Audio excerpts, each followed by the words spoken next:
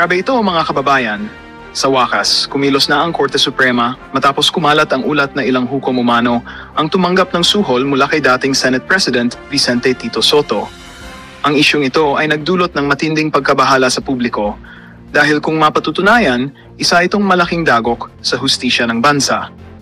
Ayon sa mga impormasyong lumutang, ilang judges ang sinasabing tumanggap ng milyon-milyong piso kapalit ng mga paborableng desisyon sa ilang kaso na may kinalaman sa mga personalidad na konektado kay Sotto.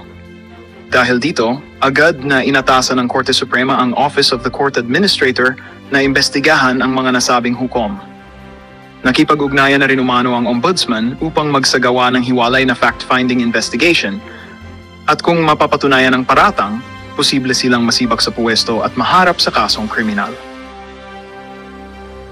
Samantala nanatiling tahimik si Sotto hinggil sa mga alegasyon. Ngunit ayon sa ilang tagapagsalita ng Korte Suprema, walang sinuman, maging mataas na opisyal man ng gobyerno ang exempted sa batas. Abangan sa mga susunod na araw kung sino-sino ang mga judges na posibleng masangkot sa kontrobersyang ito. Isang napakalaking laban ito para sa katotohanan at hustisya sa bansa.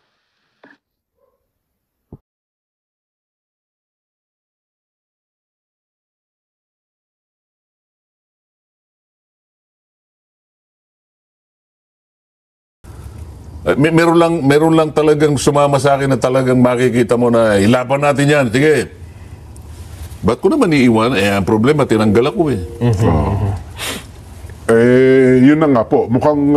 wala tayong Vox Populi. Wala, mas masarap na ho ang panonood ng ating mga kababayan sa social media. Pero ituloy ko na sa inyo yung punto na yun. Pero, paano po ito kung walang magiging mapipiling chairman at saka... nag-iiba-iba na ho ang direksyon eh. Bakit po pinoproblema yun? Problema ng ating Senate President dyan. Hindi, siyempre, tutulungan natin ng Senate President. Kawawa. Kawawa din naman. Bilang mamamayang Pilipino, tayong naghahanap ng kasagutan eh. Di ba? Sila yung... Introducing the all-new Jollibee app. Mas madali nang mag-order ng Imbestigasyon ganito. Yan. O sige. Sige ikaw. Ang problema, hindi niya nabigyan ng distinction yung dalawang bagay eh. Ano po yan? Ang mandato ng Blue Ribbon Committee, investigation in aid of legislation. Isa po yun. Yun ang tuntunin mo. Yun ang direction mo eh. Ay yung isa, police investigation ang kanyang alam. Tingnan mo, halimbawa, kapag ikaw ay chairman ng Blue Ribbon Committee, investigation in aid of legislation, ang tingin mo doon sa mga taong pinatawag mo, resource persons. Yes.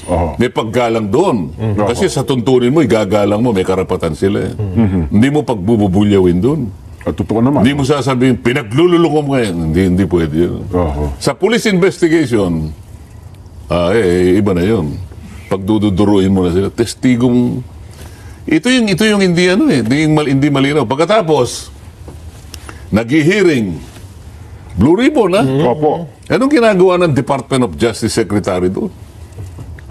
Tapos kukunin niya yung testigo o yung resource person. Dadalhin niya sa NBI. Pagbalik niya, iharap niya uli sa amin, meron siya supplemental affidavit. May dagdag. Teka muna ka, ano ba nangyayari sa atin? Pinaghahalo nyo na yung balat sa tinalupan eh. Pagkatapos pupunta yung dalawa dun sa ICI. Opo. Meron ba ako tayong tuntunin dito? Meron ba tayong pinag-usapan na tuntunin kung paano tayo magko-collaborate dun sa... Ano ICI. tawag doon? ICI? Ano na yun? Independent Commission on Infrastructure. Paano independent yun? Gawa yun ng Executive Department. Ang budget niya, Executive Department. Ang tinutugis natin, DPWH yung iba. Executive Department. Paano? Pagtatakpan mo yung Executive Department, katapos meron silang isa sa mga powers nila, upon request, the ICI shall obtain information from the House of Representatives, from the Senate, from the courts, from the Sandigan Bayan, and from any other public authority. Parang kang independent, ba't nangunguha? Dapat ikaw, bahala ka sa buhay mo, wag kang ibig ba sabihin, wala tayong choice ka ako? Pag nag-request sila, kamukha na ginagawa nila. Opo, obligado kayo ibigay yung mga dokumento. Kailangan namin, dalhin mo rito si Hernandez. Oho. Humaharap nga sa kanila. Ipatawag sa inyo. Wala ba kaming karapatang tumanggi? Oho. Nasaan na yung sinasabi nating system of checks and balances? Nasaan na yung institutional boundaries? Nasaan na yung separation of powers? Separation of powers. Oho. Halimbawa, nag-request yung ICI. No. Wala kaming karapatang magsabi ng no. Meron. Kanya-kanya tayong di ba? Departamento ito halo-halo na Pupunta sila doon sa makikipag-meeting sa ICI. Darating ang Department of Justice Secretary dito. Halo-halo kaming ganyan. Anong klaseng Blue Ribbon Committee ito? Ito yung sinasabi ko pagkatapos magsasalita sila. Daldal na ika ng daldal yun. Sinasabi ko lang naman ang mali. Opo. Alam namang hindi ko sabihin ang mali. Halo-halo na yung ginagawa natin. Wala nang respetuhan. Ayaw naman nilang humarap. Oho. Sasagot sila sa akin sa Twitter. Nakakita ka bang ganun? Kasi, alam mo naman na Senado, ano bang pinag-usap? Kaya nga sinabi Senado Opo. The Senate is a deliberative body. Yan. It's a parliamentary body. This is where you discuss every issue. Yes po. Harapin mo, dumibati ka. Talagang nandiyan Dumibati ka. Andyan talaga. Ayaw mo, tumayo ako, aalis ka. Oho. Pagkatapos sasabihin na, dapat diniliber mo yan nung nandito siya. Bakit? Kailangan ko ba sabihin sa inyo, ladies and gentlemen, I'm going to deliver a privilege speech this afternoon. Please do not go out. Huwag kang alis. Kaya ba? Please wait for me. Alam nila nasa agenda Oho. Umalis sila. Ibig sabihin, ayaw nilang pakinggan na sasabihin ko. Sinadya na talagang Pagkatapos umalis. sasagot siya sa Twitter. Oho. Tama ba yun? Oho. Nawawala na yung ginagawa sa Senado at sa Kongreso na dapat nagdidebate, patagisan nito, pagalingan nito di ba? Dapat doon ang labanan sa plenaryo. Basta makipagdebate ka doon. Oho. Kasi yun ang kailangan Kasi kapag yun ay pinag-usapan doon, maglilinaw doon makikita. Yan, oho. Kung ano talaga yung dapat nating gawin sa magitan ng pakikipagtagisan mo ng idea, ng pangunawa mo sa bawat issue. At saka may pagkakataon naman, Sen, na kapag may punto kayo at nakipag-usap yung iba, kagaya nung dismissal, nung impeachment, pumayag kayo na ibaba sa archive na lang Pero, yun ay bunga ng debate Yes. ng pakipagtagisan sa floor. Di ba nakipagdebate naman sila talaga? Di inarap ko naman silang lahat Nag-privilege speech kayo, tapos tinanong kayo. Lahat. Hindi ba? 6 na oras ako nakatayo doon, di ako umupo Na-harmonize na naman, di ba? Wala namang di natapos. Ganun dapat. Hindi ba dapat, ba't ngayon ayaw na nila? Kasi ganun talaga ang Senado, ganun talaga ang Kongreso, di ba? Tapos hahanapan ka ngayon ng kahit ano lang, para lang may maipukol sa'yo.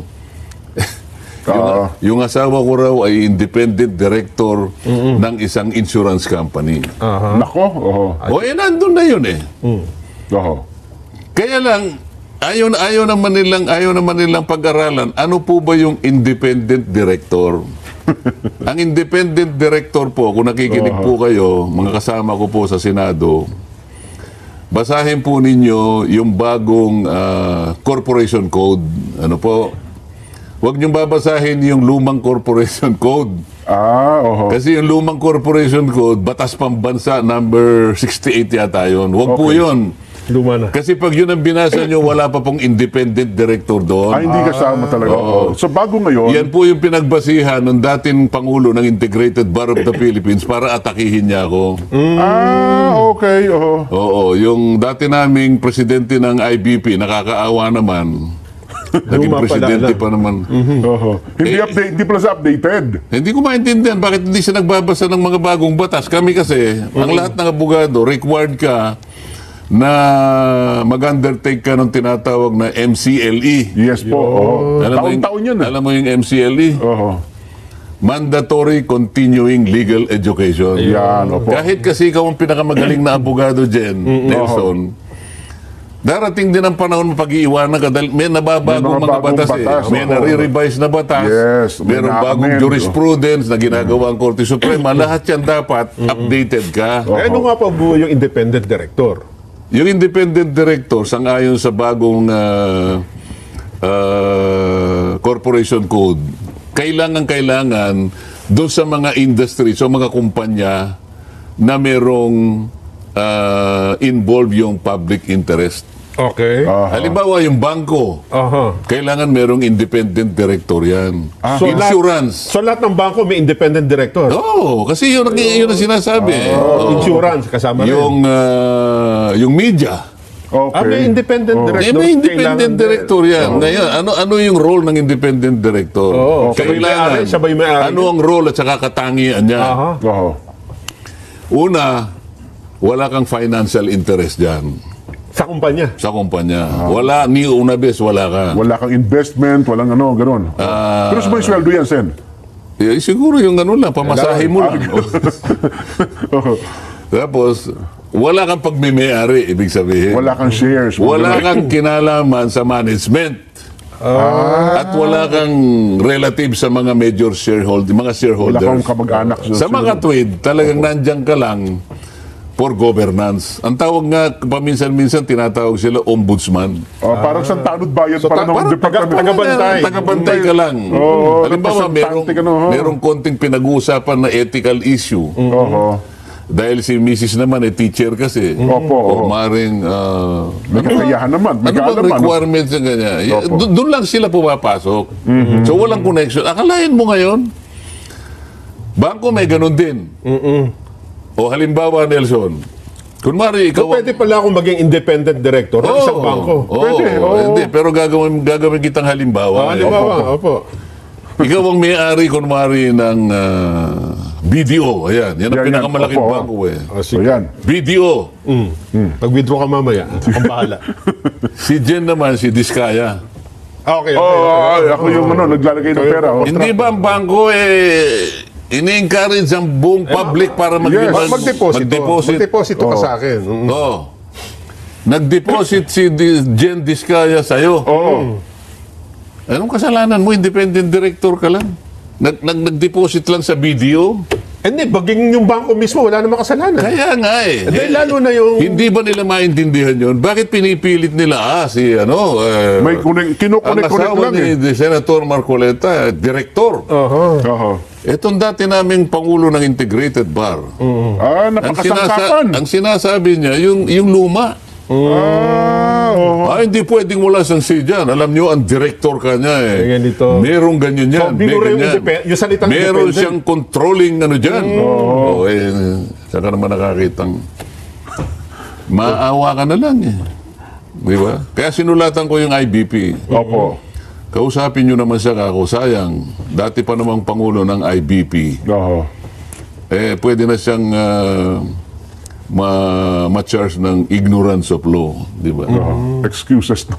Kahit pa presidente ka na. Kaya ko lang masasabi, tingnan mo lahat pwede nilang ipukul sa akin. Lahat na lang. Sa paghahanap ko ng katotohanan, ayaw ba nila na makita natin yung pinakamalaking isda? Sabi, alam ba lahat ng nakikinig ngayon? Winaldas po lahat ang pera natin, pera ng bayan. Ayaw po ba ninyo na makita natin, matukoy natin kung sino po yung halang kaluluwa? Pinakamalaking isda. Ba't kayo nagagalit sa akin? Samantalang ang gusto ko lang naman tuntunin, malaman natin kung sino may kasalanan dito. Yun. Ba't sinasabi nila, ako nagtatakip? Hindi po. Yung nagtatakip, yung mga binabanggit ko kanina pa. Silang naglilihis hanggang sa nahinto na nga eh. Pinakamabuti yan magpa-hospital po sila. Kasi wala na kayo kailangan puntahan o lapitan. Meron na po kasing zero balance billing. Libre na po ang serbisyo sa basic accommodation ng mga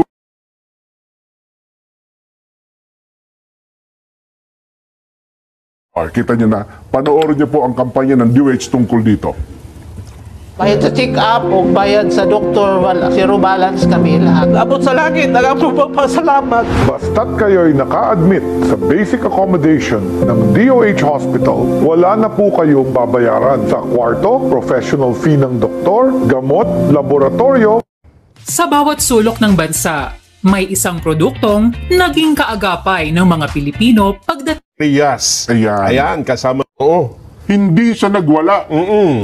At humating Ayon kay Attorney Brian Osaka, ICI Executive Director. Baka nga naman hindi totoo yan. Sino ba yung nagsabi na... Si Ramon Tulpo. siya naglabas ng column na nagwala daw si Mark Villar. Nag-post siya. Ang sabi ng ICI, hindi yan totoo. Hindi siya nagwala. At humantong paro sa tumawag ng guard at So pinalabas. paano natin malalaman kung sino nagsasabi ng totoo? Si Ramon Tulpo o yung tagapagsalita ng si ICI? Osaka. Hindi natin malalaman, Sen, Jen. Oo. Kasi, hindi naman natin nakita.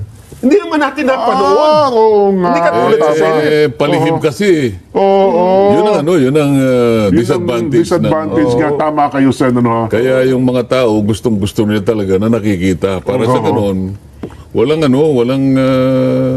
patutsadahan na ganyan. Ayun. So kung ito pala ay naka-live stream na, Son. Walang makapaglalabas ng maling Oo nga, no? Informasyon. informasyon. At maalalaman natin kung sino nagsasabi ng totoo. Kaya ang sabi nga namin ni Jensen kahapon mali yung dahilan ng ICI na hindi nila inilalabas ito kasi baka magamit kung saan-saan. Yung public, trial by publicity daw nanganganib Lalong magagamit kapag hindi natin napapanood. Hindi, kasi kapag nga ang pinag-uusapan itong lawak at saka yung magnitude ng pagkakawaldas ng pera ng bayan, pagkatapos ang gagawin mong taga-usig, palihim silang nag-iimbestiga. Yan, Pagmumulan lang ng pagdududa yan gaya niyan. Paano natin masasabing sino nagsasabi nga naman ng totoo, no? Totoo. Alangan naman sabihin natin nagsisinungaling si Montulpo. Bagamat sa mga nakaraan, ginawa na niya, di ba? Hindi mo rin naman masasabing totoo ang sinabi ni Kate Osaka kasi wala rin para tayong katibayan, di ba? Kwento sa kwento, tama ka. Dapat talaga open na open yan. Dapat nakikita ng taong bayan yung ginagawang pagsisiyasat dyan. Tsaka harap-harapan talaga, hindi yung sasabihan mo sila pagkatapos sa Twitter lalaban. Sinasabi lang naman, magsasalita sila, almost all senators had insertions. Sabi, ganun, nagkaroon ng negative na connotation yung salita na yan dahil nga yung mga insertions, yan ang naging dahilan kung bakit nagkaroon napaka-maanumalyang paggawa ng flood control dahil sa mga insertions na yan. Pagkatapos babanggitin niya na, sa plenary kanya, bubusisiin ko yan. At malalaman natin kung paano, bakit pinayagan yan. At ibig sabihin, pagka ganun ang pananalita, parang masama talaga Ayun na nga Kasi po, ang tanong, bubusisiin ko yan. At kinakailangan malaman natin bakit yan pinayagan. Ibig sabihin, hindi dapat mangyari yan. Una bes. Baliho yun. Kailangan malaman natin gaano ang isiningit, sino nagpasingit, paano in-implement. O di, negative. Yes po. Nagsalita ngayon yung Senate President. Hindi kanya, wala yan. Ang insertion or amendment or any other word that you may want to use, these are part of the regular budget process. Tingnan mo na, nagkukontrahan kayong dalawa. Kung part ng budget process, ba't nagsalita yung isa? Na para bang, teka muna, binabalaan ko kayo. May masamang lahat kayo, meron kayong insertion.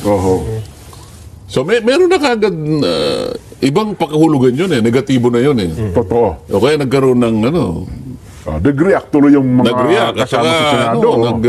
Na-unsettle yung mga kasamahan nila. Gumalaw yumugyug pagkatapos 28 ata yung pagyugyug. Pagkatapos hindi 7.5 lang mo ba?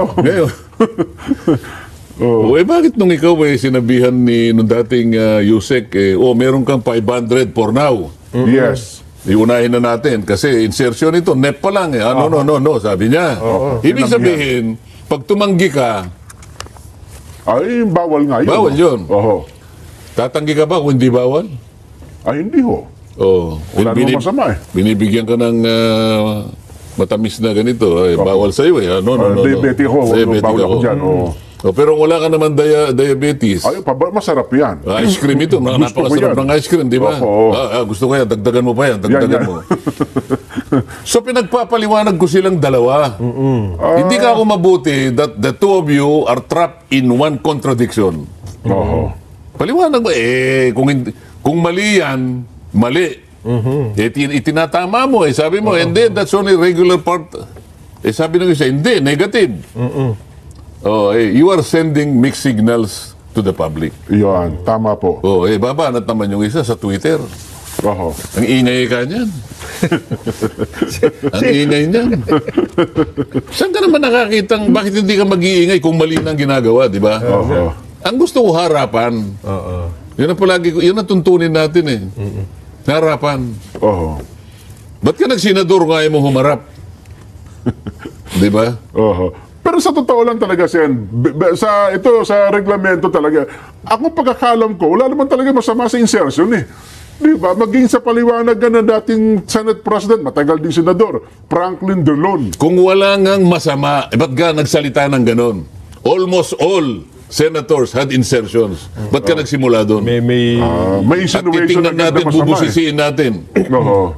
Kung sino, kung bakit yan ay pinayagan. Oo. Doon sa simula pa lang may mali na doon eh. May karga na. Oo. Para bang gusto mong palitawin, moral crusader ka eh. Para bang gusto mong ipakita sa tao, you have the sense of moral uprightness. Parang ako lang ang malinis. Parang ikaw eh, Oo. parang ano ka eh. Ako lang ang wala niyan. Ako lang ang pwedeng sumita. Parang ganun ang dating. Parang si Nelson siya ang pinaka-righteous. Oo. Tayong dalawa rito Leftist. Kaya, wala naman ganun, Magkatapos, wala namang masama. Bakit walang masama? ayan. Yun ang sinasabi natin. Diyan nga lumabas yan eh. Oo. Hindi ba? Kinuwenta ko na nga yan. Meron kayong allocable, meron kayong leadership, meron kayong program. Pagkatapos yung difference between the NEP and the GAA, 1 trillion pesos. Kung hindi masama yan, bakit nagkaganyan ang flood control? Nag-away-away sila eh. Alam nila kasi sobra yun sa budget. Nako. 1 trillion 2025. Doon pa lamang sa DPWH. Mabigat po yun, Sen. Magkano yung 1 trillion, ilang porsyento sa national budget na 6.325 trillion? Doon nga po sa computation natin, halos 1/4, ng Diba? pambansang budget. 15%. Opo. DPWH pa lang. Oo.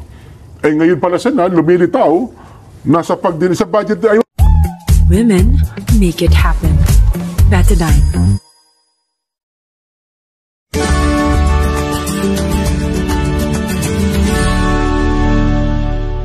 Itong kwenta nating 1 trillion, na bali ito yung taba sa tao. DPWH lang. Ano ba yung kwenta ko? Away sila eh.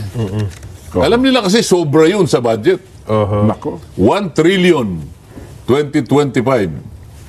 Doon pa lamang sa DPWH. Mabigat po yun, Sen. Magkano yung 1 trillion, ilang porsyento sa national budget na 6.325 trillion? Doon nga po sa computation natin, halos 1/4, ng Diba? pambansang budget. 15%. Opo. DPWH pa lang. Ngayon pala, Sen, lumilitaw, nasa sa budget, ayaw ko kung nandun kayo, sa budget deliberation, meron din palang mga ghost projects sa DA, sa Department of Health, at saka DOH. Ang sinabi ko nga sa iyo, itong kwenta nating 1 trillion, na bali ito yung taba sa tao, DPWH lang. Ano ba yung kwenta ko? 30% ng ating kabangbayan na uuwi sa korupsyon. 30%, ikatlong bahagi. Kaya nga utang na tayo ng utang eh. Nako. Isip-isipin mo. Next year, ano yung budget natin? 6.7 trillion. Magkano ang projected revenue? Nelson, ikaw ba magbabudget ka 6.7 trillion next year, 2026? Ang projected revenue mo 5 trillion. Hindi kapos. Kulang ka ng 1 trilyon. 1.7 trillion. Utang ka talaga.